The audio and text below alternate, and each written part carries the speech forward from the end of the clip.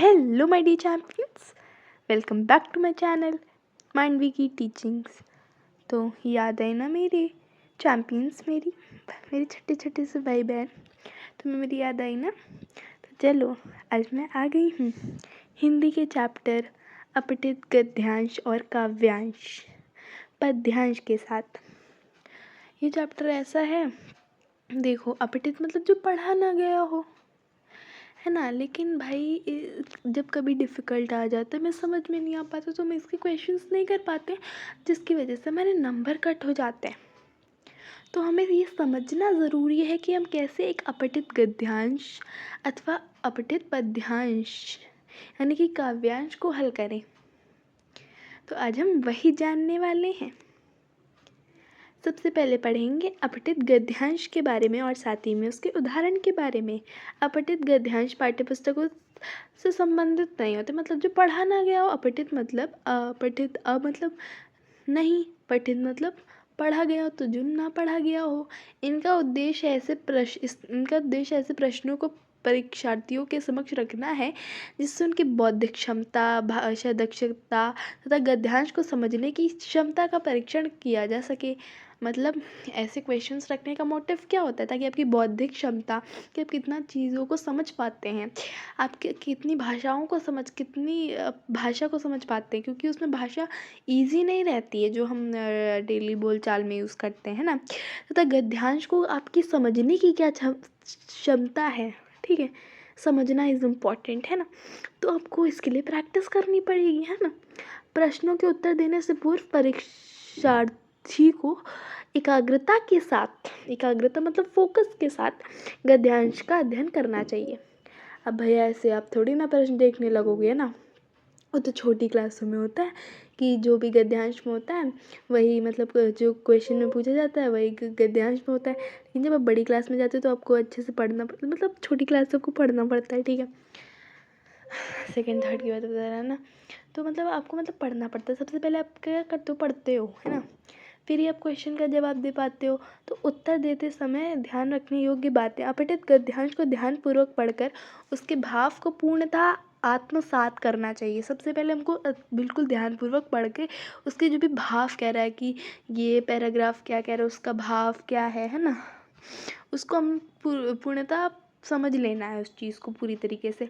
गद्यांश के भीतर ही प्रश्नों के उत्तर मौजूद होते हैं। भाई अपठित गद्यांश या फिर अपठित पद्यांश से ही क्वेश्चंस पूछे जाते हैं, तो उसी के अंदर आपके उत्तर भी मौजूद होते हैं। तो कभी कभी गद्यांश के शब्दों अथवा भावों से जुड़े ऐसे भी प्रश्न किए जाते हैं जिनके उत्तर गद्यांश में मौजूद नहीं होते, है ना। कभी कभी ऐसा भी होता है कि गद्यांश के शब्दों अथवा भावों से जुड़े ऐसे भी, जैसे कि इसका सिनोनिम क्या होगा, मतलब इसका पर्यायवाची क्या होगा, ये पूछ लिया जाता है ना।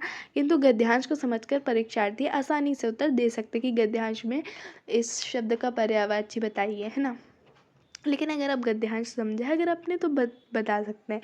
यदि गद्यांश का शीर्षक पूछा जाता है तो उसके केंद्रीय भाव पर ध्यान देते हुए शीर्षक की पहचान करनी चाहिए।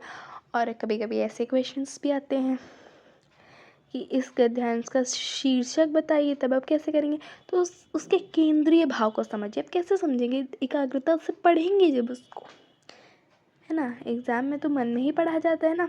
तो रेखांकित शब्दों के अर्थ तथा व्याकरण संबंधी प्रश्नों के उत्तर देते समय प्रसंगों को ध्यान में रखना ज़रूरी है। जब कुछ शब्दों के अर्थ पूछे जाएँ, फिर व्याकरणिक संबंधी प्रश्न पूछे जाए, तो उस समय प्रसंगों को ध्यान में रखना ज़रूरी है कि मतलब गद्यांश में कैसी चीज़ें बताई गई हैं, है ना। तो अब है हमारा एक उदाहरण, ठीक है। तो वो है नैनो तकनीक्स एक उदाहरण है जिसकी मदद से हम देखेंगे कि कैसे अपठित गद्यांश को सॉल्व करते हैं। तो नैनो तकनीक से विश्व में नवीन आशा का संचार हुआ है।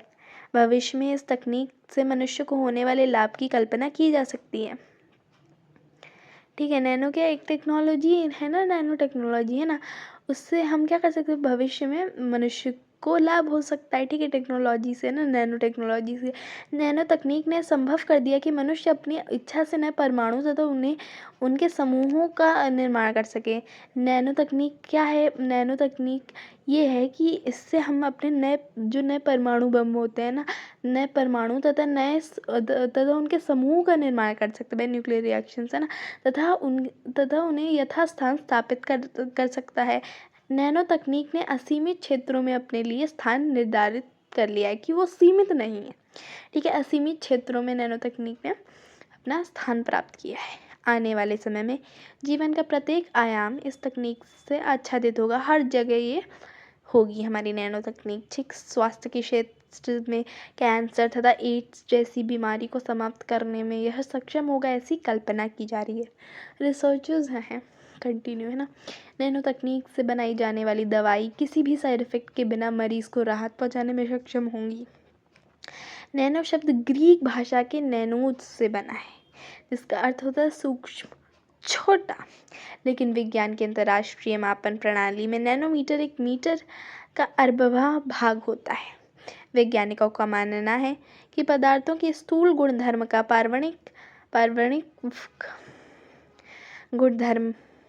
परमाणविक गुणधर्म में गलती हो जाती है ना, सॉरी है ना, गुणधर्म में परिवर्तन नैनोमीटर स्तर पर संभव है।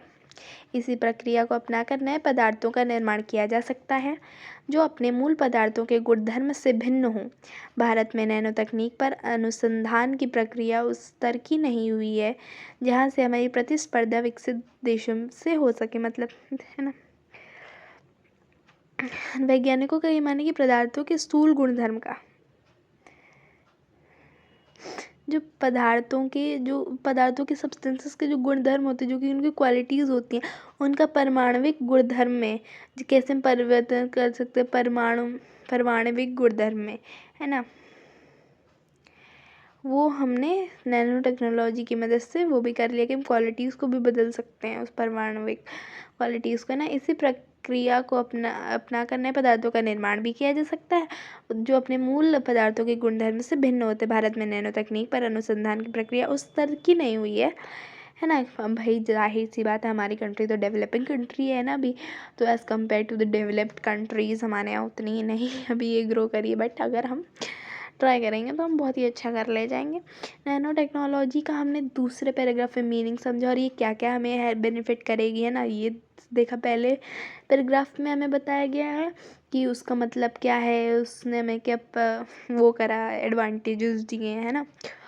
तो अब हम क्वेश्चंस के ऊपर आते हैं। MCQs हैं, क्योंकि जैसे एंट्रेंस एग्जामिनेशन होता है आपका सैनिक का नवोदय का, और सैनिक का नवोदय का, है ना, और आपके जो क्लास 8 और चीज़ क्वेश्चन की बात है तो MCQ क्या आता है ना, रिटन होंगे तो आप कर लेंगे। और पद्यांश में मैंने रिटन क्वेश्चंस भी है ना। अगर MCQ आता है ना तो सब आसान है, बाकी पढ़ाई सभी रहे हैं, है ना। नैनो तकनीक ने विश्व चेतना पर क्या असर डाला? नवीन आशा का संचार हुआ, पहली लाइन में लिखा है। नैनो तकनीक का प्रयोग किन क्षेत्रों में संभव है? असीमित क्षेत्रों में, लिखा हुआ है पहले पैराग्राफ में, ठीक है। नैनो किस भाषा का शब्द? ग्रीक। तो बड़ा ही आसान है यार। नैनोमीटर एक मीटर का 1/4वां हिस्सा है, देख रहे हो, इससे आसान कुछ है? फिर नवीन का विलोम शब्द होगा प्राचीन। अब नवीन प्राचीन नहीं बताया क्या? हमने पिछले वीडियो में बताया नवीन प्राचीन, जब विलोम शब्द पढ़ा रहे थे हम, है ना। तो अरे इनकेस डिफिकल्ट आ भी जाए तो करना क्या है? पढ़ना है, भाव समझना है, क्वेश्चंस करना है, ठीक है, बस सिंपल बात समझ में आ गई। अब बढ़ेंगे बेटे पद्यांश यानी कि काव्यांश की तरफ। तो है ना, तो देखो पद्यांश को सॉल्व करने का भी वही तरीका है कि नहीं। सबसे पहले हमें क्या करना होता है? पद्यांश को पूरा अच्छे से पढ़ना होता है। अब भाई पद्यांश थोड़े से डिफिकल्ट होते हैं, गद्यांश क्या है हम बचपन से पढ़ते चले आ रहे हैं, लेकिन जो पद्यांश होते हैं 8th क्लास में इंट्रोड्यूस करे जाते हैं CBSE बोर्ड में, है ना। उससे पहले से भी हो सकता है ना आप लोगों के यहाँ, लेकिन 8th क्लास से इंट्रोड्यूस करे जा सकते हैं, है ना। तो नए नए होते और कविता को समझना, है ना, कविता क्या कह रही क्या पता, है ना। तो देखिए, सबसे पहले हमें पढ़ना होता है। अगर एक बार में ना समझ में, एक बार में समझ में आ गई बहुत अच्छी बात है। एक बार में ना समझ में, दूसरी बार पढ़ो, है ना, समझ में मतलब आने लगता है ना, डीप मीनिंग भी आने लगता है ना। फिर हमें क्या करने होते हैं, फिर हमें क्वेश्चंस कर लेने होते हैं। ये देखिए हमने यहाँ पे वो भी कर रखा है ना, बहुत बड़ी बर्बादी की इस धरती पर आबादी की, यूं फसल उगाते जाओगे अब वह दिन दूर नहीं, जब सिर धुन धुन पछताओगे। तुम कितने जंगल तोड़ोगे, तुम कितने वृक्ष को काटोगे, इस शस्य श्यामला धरती को कितने टुकड़ों में बांटोगे। है किंचित तुमको सबर नहीं क्या, ये भी तुमको खबर नहीं, ये धरती तो बस धरती है, ये धरती कोई रबर नहीं। बोते ही पेड़ बबूलों के फिर आम कहाँ से खाओगे, ये बढ़ती जाती बदहाली। खो गई सुबह की तरुणाई, खो गई शाम की वह लाली, बिन वर्षा के इस धरती पर तुम कैसे अन्न उगाओगे। यह गंगा थी अब मैली है, ये गंगा भी अब मैली है, जल की हर बूंद विषैली है, इस दूषित जल के पीने से नित नई बीमारी फैली। मतलब यहाँ पे जो कवि है उन्होंने ये बताने की कोशिश करी है कि कैसे जो है, जो ह्यूमन पॉपुलेशन है वो कैसे धरती पर बर्बादी फैला रही है, कैसे कि क्योंकि हम इतनी फसलें उगाते जा रहे हैं, ठीक है, कि हमारे पास लैंड बचेगा ही नहीं।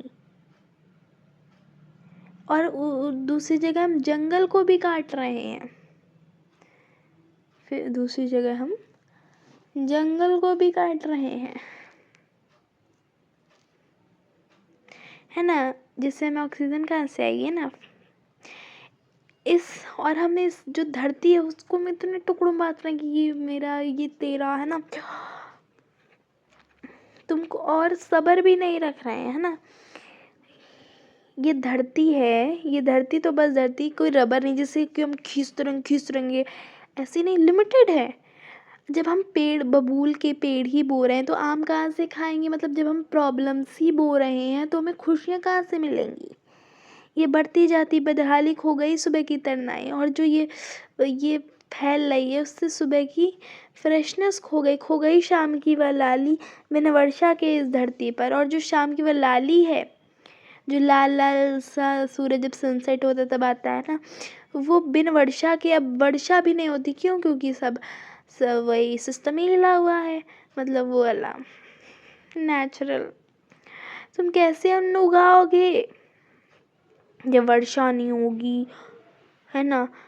अब गंगा माता जिनकी हम पूजा करते हैं, जिस देश में नदियों की पूजा कही जाती है, उस देश में नदियाँ मैली हैं, उसमें नाली का पानी जा रहा है, वो पानी जा रहा है, ये हम दिया कर रहे हैं, वो कर रहे हैं। करो भाई, साफ सफाई भी तो रखो, ऐसे बहा देते हो सब, है ना। वो पूजा करो जिससे इन्वायरमेंट को ना दिक्कत हो। मैया है, मैया को साफ रखना हमारा धर्म है, गंगा मैया को, है ना। और इतना मैली कर देते हैं, अब कहीं भी चलो जाओ इतने फूल माला बदबू करने लगते हैं बाद में, है ना। जल की हर बूंद विषैली है, साफ पानी नहीं मिल सकता अब इंसान को ऐसे कि कहीं चलता फिरता तालाब से या फिर नदी से वो पानी पी ले। इस दूषित, और जब इंसान उस दूषित जल को पीता है तो उसको बीमारियां आ जाती हैं। था ना इजी, पढ़ा आ गया ना, सेम रूल्स होते हैं, बात समझ में आ रही। बट ध्यान में थोड़ा कभी कभी टाइम लग जाता है, बट नहीं, प्रैक्टिस से हो जाएगा। 15 मिनट के अंदर तुम पढ़ भी लोगे, सॉल्व भी कर लोगे। हाँ, जैसे कवि के अनुसार धरती पर अनाज उगाना कब असंभव होगा, जब पेड़ों के निरंतर काटे जाने से वर्षा होनी बंद हो जाएगी, है ना। तो कहाँ से हम फसल कर पाएंगे, है ना। कवि कैसी फसल को उगाने से मनुष्य को सचेत रहा, जनसंख्या की फसल। तो यहाँ पे नॉर्मल फसल नहीं, जनता की फसल, है ना। मतलब हमें क्या करना होगा, हमें कोई ऐसा अरेंजमेंट करना होगा जिससे हम अपने एनवायरनमेंट को प्रोटेक्ट कर पाएँ। इस कविता के केंद्रीय भाव हेतु दिए गए कथनों को पढ़कर सबसे सही विकल्प चुनिए। जनसंख्या वृद्धि पर अविलंब अंकुश लगाना, देश की बदहाली को खुशहाली में बदलना, मिट्टी के स्वरूप को नष्ट होने से बचाना, धरती के विषय में मनुष्य को सावधान करना। तो कथन फर्स्ट व फोर्थ सही है। क्यों? इसका केंद्रीय भाव क्या है? यही तो जोर दे रहा है कि जो पॉपुलेशन बढ़ रही है भाई उतने ही देखो हमें क्या करना है, हमें जो भी इंसान है ना उसको हाई क्वालिटी फैसिलिटीज़ देनी है ना। तो अगर आप ये कर पा रहे हैं, क्योंकि किसी भी इंसान की ज़िंदगी नहीं बर्बाद होनी चाहिए ना, मेन बात ये है। धरती के विषय में मनुष्य को सावधान करना, और भाई धरती है माता है हमारी, तो हमें क्या करना है धरती के विषय में। अब भाई अनलिमिटेड तो है नहीं, अब देख रहे हो कैसे जो नॉन रिन्यूएबल रिसोर्सेज में कैसे ख़त्म हो रहे हैं। देखो एलपीजी की क्राइसिस है ना, तो आपको ऑल्टरनेटिव्स निकालने पड़ेंगे, आपको उन चीज़ों को प्रोटेक्ट करना पड़ेगा, बहुत सारी चीज़ें हैं। और इसमें सिर्फ सरकार नहीं है, इसमें हम लोगों का भी रोल है, हम लोगों को नई नई चीज़ें सोचनी पड़ेगी ना। हम लोग भी कुछ कर सकते हैं भाई, डेमोक्रेसी है, हम भी सोच सकते हैं। ये ऐसा नहीं करो कि ये सरकार की जिम्मेदारी है, हमें भी तो कोऑपरेट करना पड़ेगा ना। कवि ने गंगा की स्थिति पर क्या चिंता व्यक्त की है? तो देखो कवि ने गंगा की स्थिति पर चिंता व्यक्त करते हुए कहा है कि जनसंख्या में बेतहाशा वृद्धि के कारण गंगा इतनी दूषित हो गई है कि उसकी एक एक बूंद विषाक्त हो गई, विषैली हो गई है। इसका इस्तेमाल करने से नई नई बीमारियां उत्पन्न हो जाती हैं। मतलब लोग गंदगी करें, गंदगी करना, साफ रखो भाई, ये है ना। और ऐसे आपको आंसर्स लिखने अगर आप चाहते हैं तो पॉइंट में भी लिख सकते हैं पठित गद्यांश में, है ना। 5वां क्वेश्चन यहाँ पे देखिए हमने आपको रिटर्न भी कर दिया है ना। ऐसे आप 10th में अगर आप 10th में देंगे जब पेपर तो आपका ऐसे ही आता है ना। इसी फॉर्मूले में धरती के बारे में कवि लोगों को किस प्रकार सचेत कर रहा है और क्यों?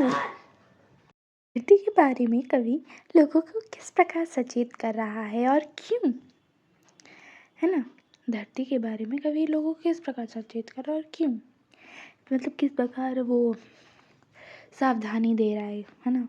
धरती के बारे में कवि व्यक्ति को सचेत करते हुए कहता है कि इस शस्य श्यामला धरती के अब और टुकड़े करना बंद करो, तुम अपनी अधीरता छोड़ दो। यह धरती सीमित है, असीमित नहीं।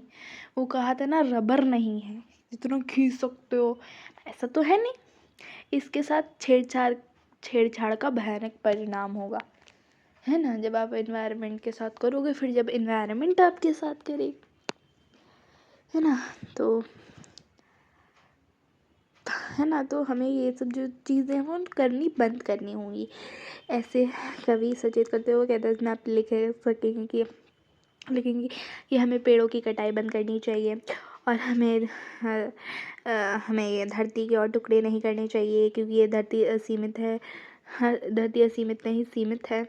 और हमें जल को दूषित नहीं करना है ताकि अनेक प्रकार के रोग ना फैलें, है ना। ये सब हम पॉइंट्स लिख देंगे, अगर मतलब जितने नंबर का क्वेश्चन है उतने पॉइंट्स, समझ में आ रही बात। लेकिन ऐसा लिखो कि आंसर पूर्ण हो, है ना। और कहीं कहीं ऐसा होता है कि पॉइंट नहीं, तो जहाँ पे किन किन और किस किस हो, या फिर मतलब जैसे है ना किससे किससे किन किन, है ना, तो वहाँ पे पॉइंट्स में लिखिए, है ना। वरना हिंदी और इंग्लिश में अगर आप पैराग्राफ, इंट्रोडक्शन, बॉडी, कंक्लूजन ऐसे आंसर लिखेंगे तब भी आपको मार्क्स मिलेगा, है ना। तो ऐसे है। तो मैंने एक दोनों के उदाहरण से बताया, और मैंने ये भी बताया कि कैसे पठित का गद्यांश और अपठित काव्यांश को सॉल्व करते हैं ना। आई होप आप सभी को मेरी वीडियो पसंद आई होगी, है ना। और मैंने बता ही दिया था कि हम बुक से सिर्फ पढ़ाते हैं, है ना, सिर्फ पढ़ाने के पर्पज़ से होती है ना, ठीक है। वो बुक जिसने लिखी है उन्हीं की है ना, है ना। जिन भी बुक से पढ़ाते हैं हम सिर्फ पढ़ाते हैं, ठीक है। जैसे NCERT से भी पढ़ते होंगे ना, तो और सब बढ़िया। और आप सभी के रिज़ल्ट आ गए होंगे, PTM हो गई क्या, बताइएगा कमेंट्स में। बस इतना बताइएगा कि अच्छा मत बताइएगा अच्छा बताइएगा ठीक है, आप अपने नए सेशन के लिए फुल जोश में तैयारी करने को वो हैं, रेडी है ना। और आप एक अपठित गद्यांश और अपठित काव्यांश सॉल्व करिएगा, ठीक है ना। और फिर आप बताइएगा कि आपके उसमें कितने मार्क्स आए कमेंट सेक्शन में। और ये भी बता दीजिएगा कि हम लोग क्या क्या सुधार, मतलब मैं क्या क्या सुधार कर सकती हूँ, है ना, वीडियोज़ में, सही एडिटिंग में, अगर आपको क्या पसंद आता है ना। मैं कोलाज के थंबनेल्स बनाती हूँ ना, वो बताना ना कैसे लगते हैं चैंपियंस, है ना। और वो बीच बीच में थोड़ी एडिटिंग आती है ना, वो बताया करो कैसी लगती है। बताती नहीं हूँ।